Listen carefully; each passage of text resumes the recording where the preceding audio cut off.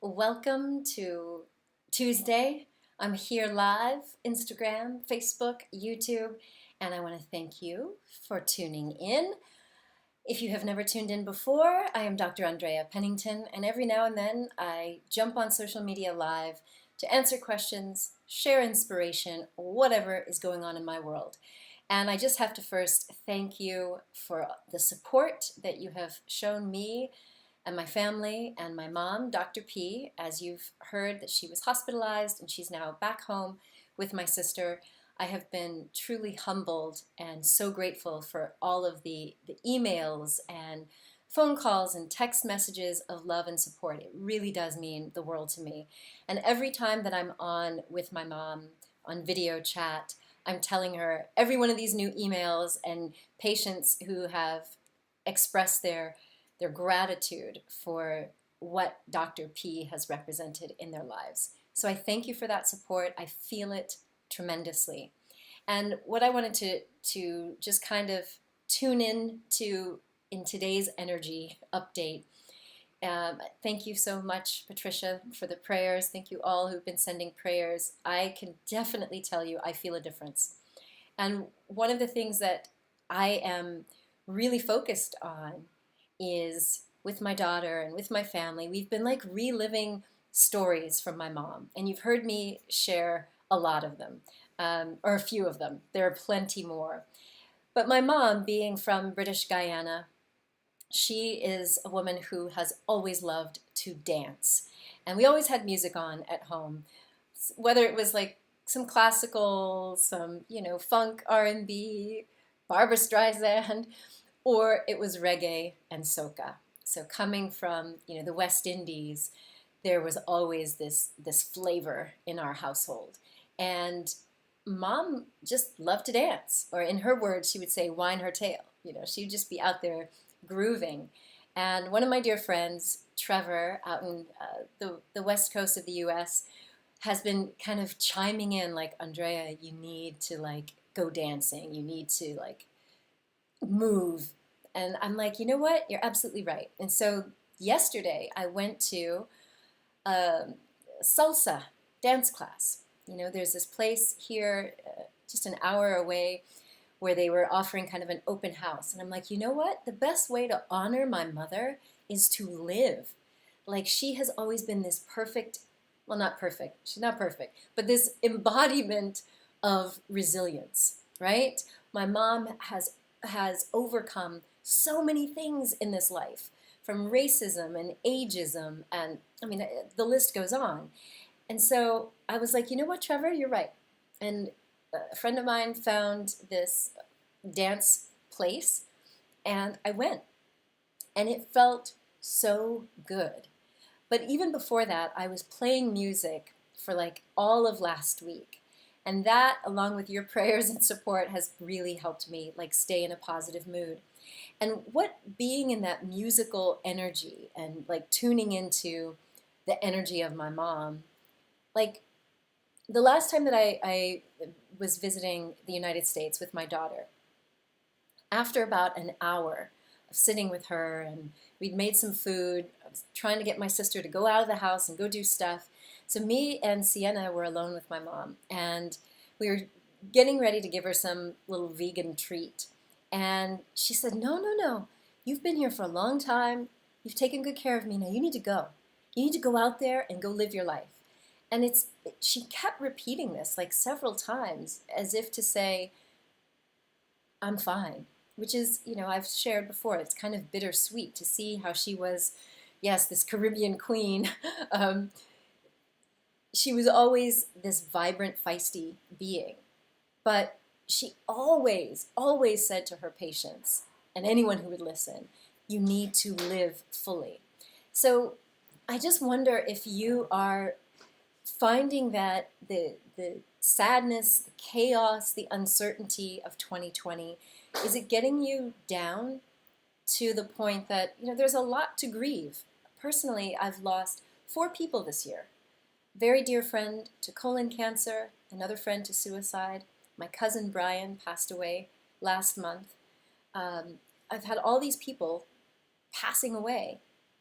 And the more that I tune into like their energy, some of them I can actually feel their presence. For my cousin Brian's funeral, I mean, just watching my cousin Dawn dancing, it's like I don't know if this really sounds morbid for you, but a lot of us in my community have been asking this question. If you were to die today, would you be going out with regrets?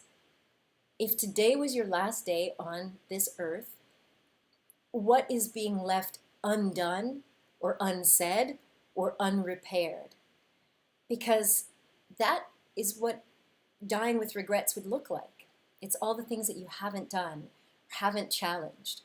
And it really, thinking of my mom and all of the obstacles that she overcame to become a physician, to build her practice, to do all of the things that she did as an immigrant in the United States, I got to thinking, I wasn't being hard on myself, don't worry, but I literally got to thinking, if I died today, I definitely feel like I've done so many things. I've lived life according to my true soul, I believe. But in the back of my mind, there was this little thing, this little glitch. And I don't know about you. I don't know if you lie to yourself. I mean, we can give ourselves a break. But there was this little thing in the back of my mind saying, no, you haven't done it all. And not just because I have big ambitions, but because there are things currently in my consciousness that I know I want to achieve or grow or do. And thank you, the artist over on Insta. Thank you. I'm glad to know that I helped you. I'm very, very grateful for this community and knowing that my books, my videos, my programs have helped people. That definitely fulfills me. And I know that I have the potential to do more. This is not me beating up on me. It is just this awareness that I have a certain amount of privilege. Like, my mom still wanted to do things, but she was very satisfied that she used her life fully, like fully. And yet I realized for me, there's so much more that I can do. I mean, I'm going to be 50 this year, and I feel like I have another 50 years ahead of me. And I'm like, what is that big thing that I want to embrace or do? Like, have you ever thought about reinventing yourself? Like, totally revamping your life, going after some big dream? Like, shared this before. My mom was 38 with 3 small children. I was just 3 years old when she was in medical school. Like, think about that. She was so driven. Is there anything that in your heart that you would like to actually bring forth that could be part of your legacy?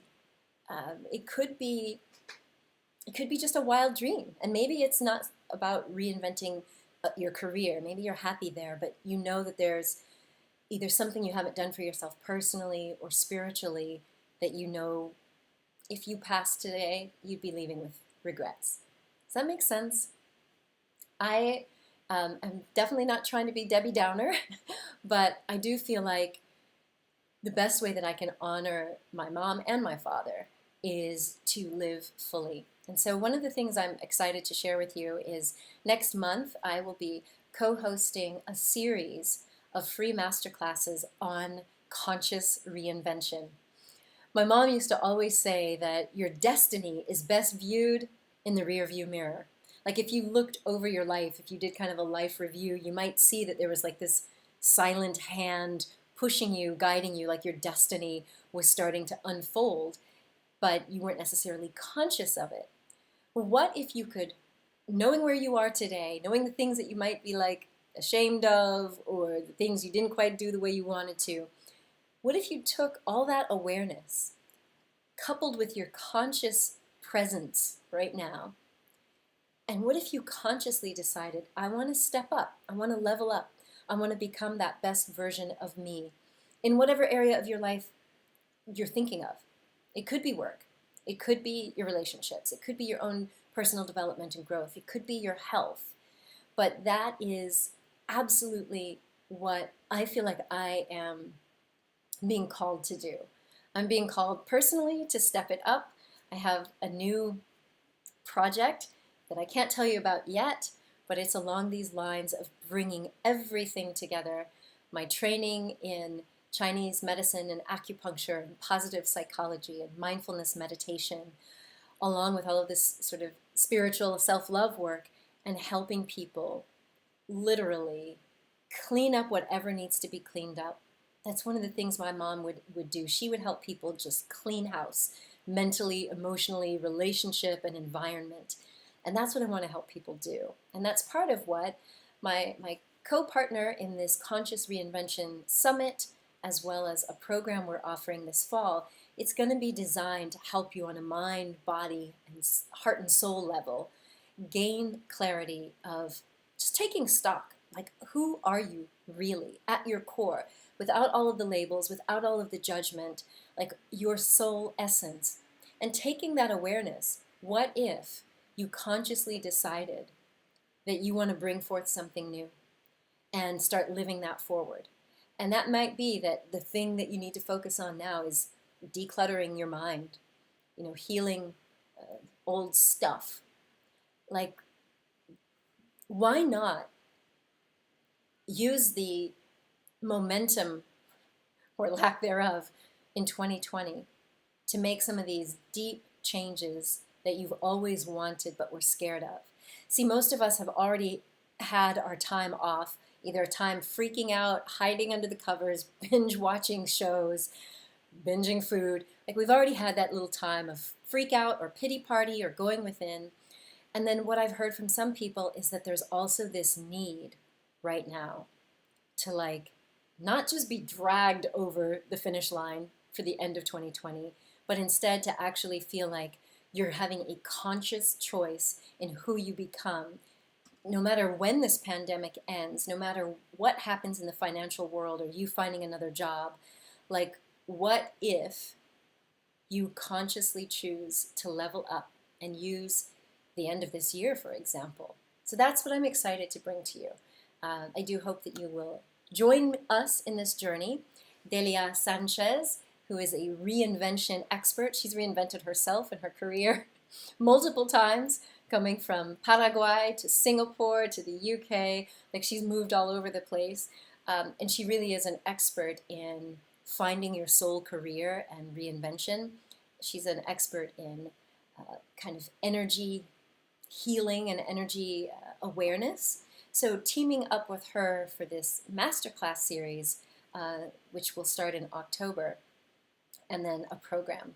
So yes, Delia, can't wait to do that with you. Couldn't think of a better partner to really go deep on, again, just sort of mining for those gems within you, that hidden treasure that is dying to come out. Because that is, again, part of the legacy that my mother will pass on to all of us. And while she's alive, I'm going to dance. I'm going to play music that she loved.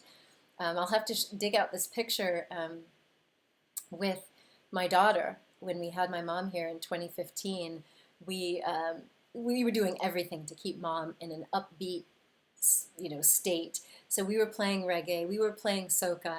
She also loved Frank Sinatra, so we had that, and we had Michael Bublé, and she would sing along and we would dance.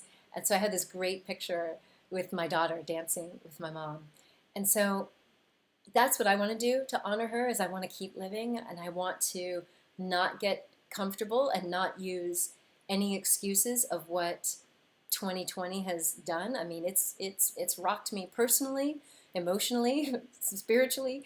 It's changed my business and a lot of my clients. So I'm not immune to what we're all facing.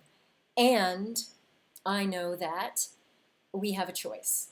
We can get into pity. We can pull up all the excuses for why we shouldn't go for that next big thing.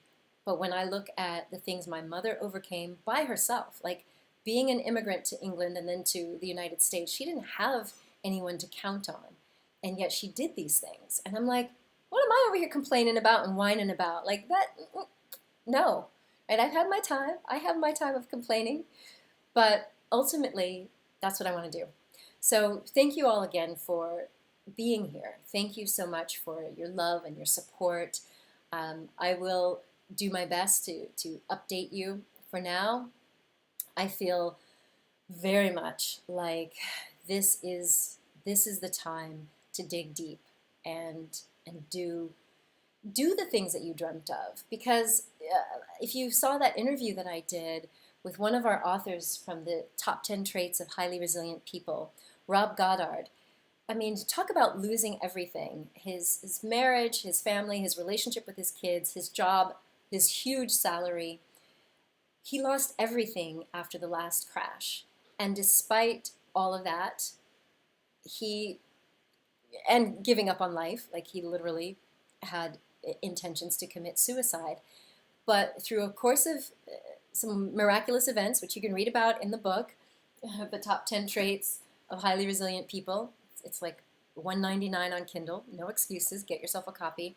But you can read his story, but you can also watch a video I did about how he reinvented himself and created a business in the middle of a recession, a business that has since gone on to be a multi-million-pound business in multiple countries. And so there's so many opportunities for us to like give up and throw in the towel, and you could look at all of these external circumstances. But as you'll see in the interview with Rob, not everybody lost their money. So if you happen to be on the entrepreneurial side of things, there are people still lending, there are people still investing. So don't let these external circumstances cause you to stop dreaming. And so that's what I want to inspire you to do. Pick up from wherever you are and know that there are great things yet to come for you in your future. And this is a perfect opportunity to use that energy.